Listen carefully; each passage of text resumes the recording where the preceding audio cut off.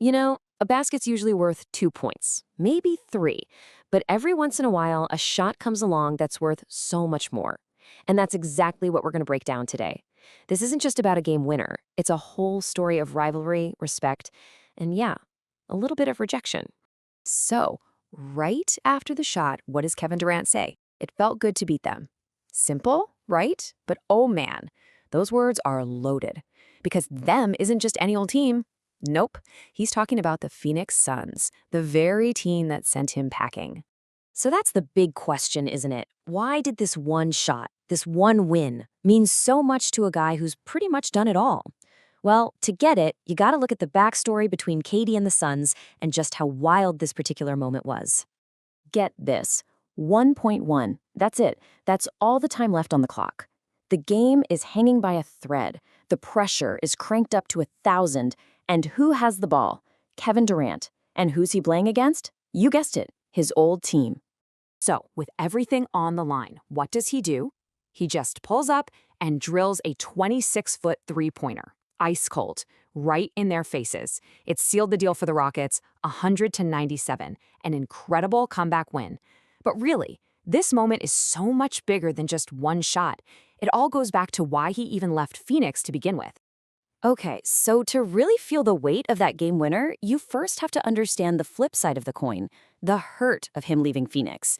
In his own words, it was a place I didn't want to leave. That tells you a lot right there. I mean, for 2.5 years, this guy gave his all to the Suns, poured his heart and soul into the team, the city, everything. This wasn't just some pit stop for him. He was genuinely all in on and off the court. But here's the kicker. According to Katie, that loyalty wasn't a two-way street. He says they basically booted him out. And to add insult to injury, they made him the scapegoat for the team's problems. Just think about that for a second. You give a place everything you've got, and in return, you get shown the door and blamed for everything that went wrong. Ouch. And then came the blockbuster trade that made it all official. Durant heads to Houston. Jalen Green and Dillon Brooks go to Phoenix. It was a huge move that totally shook up both franchises. For the Suns, it was a fresh start. But for Durant, it was the beginning of a chapter he never even asked to open. So you might be thinking, okay, classic revenge story. But it's not that simple. Not at all. The emotions here are way more tangled up. It's this weird mix of being hurt personally, but still having that professional respect. And honestly, that's what makes this whole thing so compelling.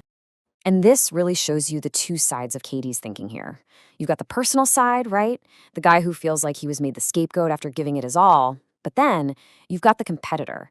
The guy who's like, I have nothing but love for those players, but the second he steps on that court, all he wants to do is win. See, he draws a clear line between the players and the people making the decisions. He's got major respect for the guys he played with, but that respect just makes him want to compete harder. It fuels him. I mean, to say you want to go out there and beat them and then hit a game winner like that, that's the ultimate competitor's mindset right there. All right, so if all that emotional drama wasn't enough to make this a movie, the game itself was just bizarre. Seriously, this was not your standard polished NBA night.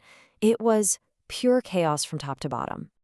Get a load of this. The scoreboard, broken. The shot clock, on the fritz. They literally had the PA announcer calling out the score and time like it was a Friday night high school game.